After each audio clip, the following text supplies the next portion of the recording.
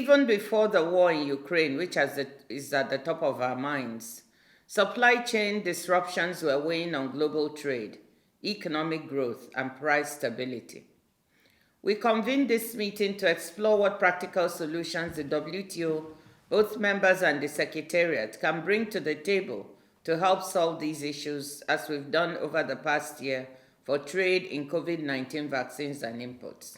I always say that the global trading system of the 21st century needs to deliver for people everywhere.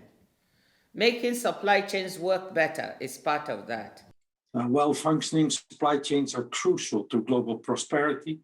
Challenges like we've seen with the pandemic, the climate emergency, and obviously today's uncertain times put them under enormous strain. The companies we work with have all set significant sustainability and decarbonization targets. And for these, they need to be able to operate efficiently with limited uncertainty in a stable and rule-based environment.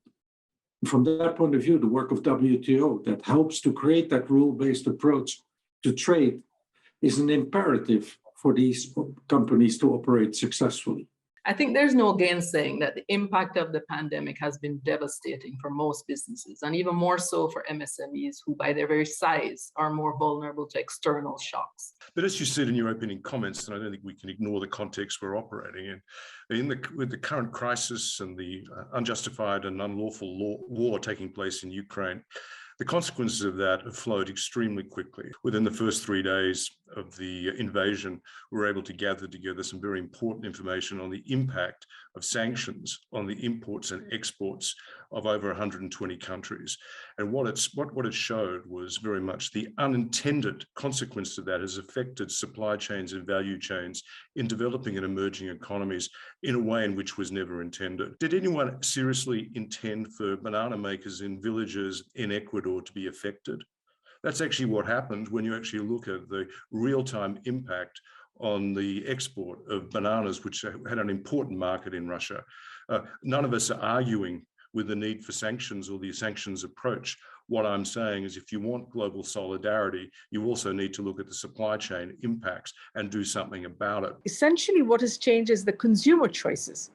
Consumers have become more choosy.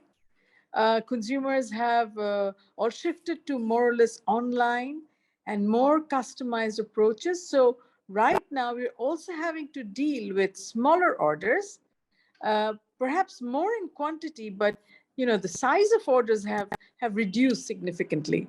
I think for many years, thanks to containerization, the global supply chain's been working well. Cargo moving smoothly around the world in a just-in-time fashion.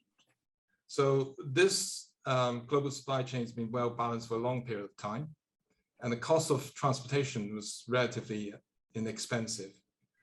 And to continue the drive for efficiency, I think our shipping lines colleagues have started to build very, very big ships in order to get economy of scale. With the deployment of these big ships, the number of port calls reduces because you don't have the ports to actually be able to handle them. And one of our ports recently has actually handled a ship with a total exchange of containers more than 27,000. If you line them up one after the other, it will be something like 160 kilometers long. So roughly the distance from Brussels to Rotterdam. So if you imagine having that number of boxes being dumped in your yard by one single voyage, how can the hinterland support to clear it quickly? Where typically in our business, you don't expect to have any container ships at anchor. We had a lot of ships at anchor, and we still have pretty long queues at some of the major ports. That's a symptom. It's not the problem. We as ship operators didn't suddenly forget how to operate ships. We remain very, very good at that. We remain standing by and ready to connect the world, which is our core function.